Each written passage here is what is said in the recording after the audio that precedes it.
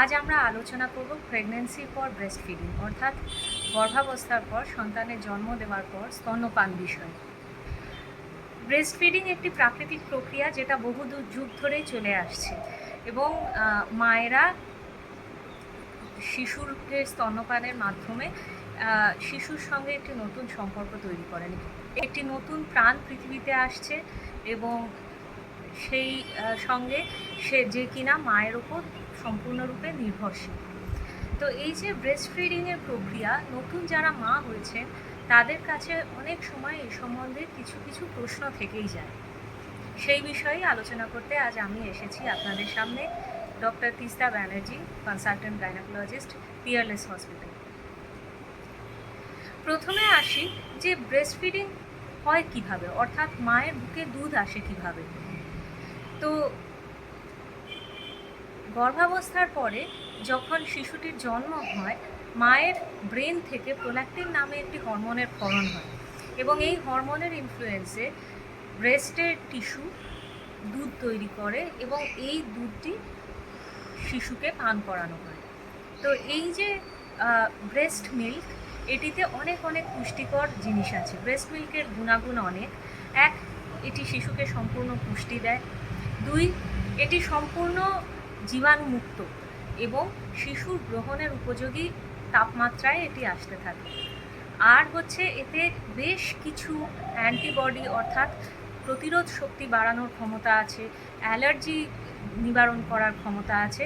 এক কথায় মাতৃদুগ্ধের কোনো বিকল্প নেই। ব্রেস্ট ফিডিং শুরু হবে কিভাবে? সাধারণত ডেলিভারি হওয়ার পর থেকে মায়ের বুকে শিশুকে ধরা হয় এবং শিশুটি নিপল মুখে নিলে তখন থেকেই আস্তে আস্তে শিশু টানতে থাকে এবং সেই যে সাকিং রিফ্লেক্স, সেইটার বিক্রিয়াতে মায়ের ব্রেন থেকে প্রোল্যাক্টিনের সিক্রিশন হয়, প্রোল্যাক্টিন ক্ষরণ হয় এবং মায়ের স্তনে আরও দুধ আসতে থাকে।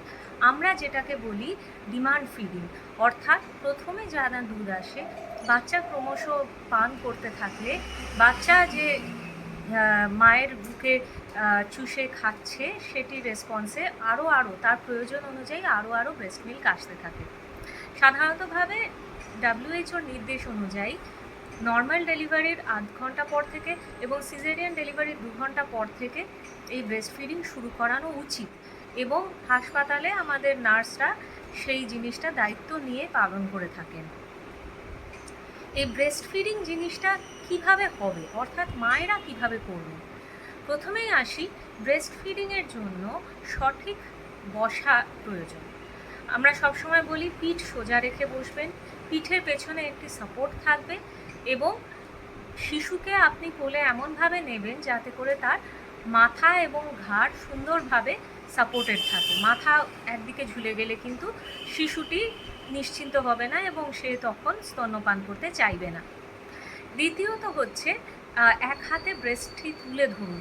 কেন কি অনেক সময় হয় যাদের একটু হেভি ব্রেস্ট, সেটা শিশুর নাকে ঢাকা দিয়ে দেয় এবং তার শ্বাস নেওয়াতে অসুবিধা হয়, যেটা তার পক্ষে অসুবিধাজনক হয়ে যায়।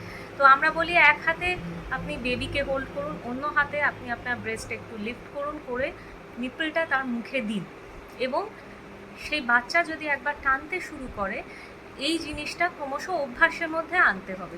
অর্থাৎ প্রতি 1 ঘন্টায় বা বেবিকে ফিড দেওয়ার আগে একবার করে তাকে ধরতে হবে ব্রেস্টে। আপনিও নতুন মা হয়েছেন এবং এই শিশুটিও নতুন পৃথিবীতে জন্মগ্রহণ করেছে, কাজেই দুজনেরই অভ্যাস খুব দরকার। তো এইভাবে বারবার চেষ্টা করতে করতে ব্রেস্ট ফিডিংয়ের প্যাটার্নটা এস্টাবলিশ হয়ে যায়। এবার আসি যে শিশুকে আপনি কতবার খাওয়াবেন? যতবার বাচ্চা চাইবে। অর্থাৎ বাচ্চা কাঁদলেই প্রথমেই আপনাকে ধরে নিতে হবে যে সে ক্ষুধার্ত এবং আপনাকে ব্রেস্টে ধরতে হবে এবং এই ব্রেস্ট ফিডিংয়ের মাধ্যমেই তার শরীরে পুষ্টি যাবে, জল যাবে এবং প্রয়োজনীয় সমস্ত কিছু যাবে। অর্থাৎ WHO যেটার নামকরণ করেছে এক্সক্লুসিভ ব্রেস্ট ফিডিং। বাইরের কোনো খাবার নয়, জল নয়, মধু নয়, কোনো কিছু নয়। প্রথম 6 মাস অবশ্যই বাচ্চাকে সম্পূর্ণভাবে মাতৃদুগ্ধের ওপর রাখার চেষ্টা করবেন। এতে করে বাচ্চার ভবিষ্যতে অনেক উপকার হবে। এইটা বাদ দিয়ে বলি, কিছু কিছু মায়েরা কিছু শারীরিক সমস্যায় ভোগে। অর্থাৎ কারো ক্ষেত্রে দেখা যায় নিপলের গঠন স্বাভাবিক নয়, হয়তো একটু ফ্ল্যাট নিপল অথবা একটু ঢুকে যাওয়া মতো নিপল। অনেক সময় আমরা এগুলি কিছু কিছু কৃত্রিম উপায়ে ঠিক করে দেওয়ার চেষ্টা করি। আবার অনেক সময় বলা হয় যে এটার জন্য ব্রেস্ট পাম্প ব্যবহার করুন। ব্রেস্ট পাম্প ব্যবহার করলে আপনি সেটা দিয়ে ব্রেস্ট মিল্ক পাম্পিং করে একটি জীবাণুমুক্ত ফিডিং বটলের সাহায্যে অথবা বাটি চামচের সাহায্যে বাচ্চাকে দিতে পারবেন। অনেক মায়েরাই আছেন যাদের বাচ্চাকে হয়তো কোনো কারণে হাসপাতালে থাকতে হচ্ছে, হয়তো ইন্টেন্সিভ কেয়ারে থাকতে হচ্ছে, তারা কি করবেন? তাদের ক্ষেত্রেও তাই, ব্রেস্ট পাম্প আপনাদের সহায়ক। অর্থাৎ যখন আপনার ডাক্তারবাবু বা ইনচার্জ নার্স বলবেন যে এবার আপনি ব্রেস্ট ফিডিং শুরু করতে পারেন, সেই সময় ব্রেস্ট মিল্ক এই পাম্পিংয়ের মাধ্যমে শিশুকে দেওয়া সম্ভব। তাহলে আজকের আলোচনা শেষ করি। ব্রেস্ট ইজ বেস্ট, অর্থাৎ মাতৃদুগ্ধ সব সময় বাচ্চার জন্যে প্রয়োজন। নমস্কার।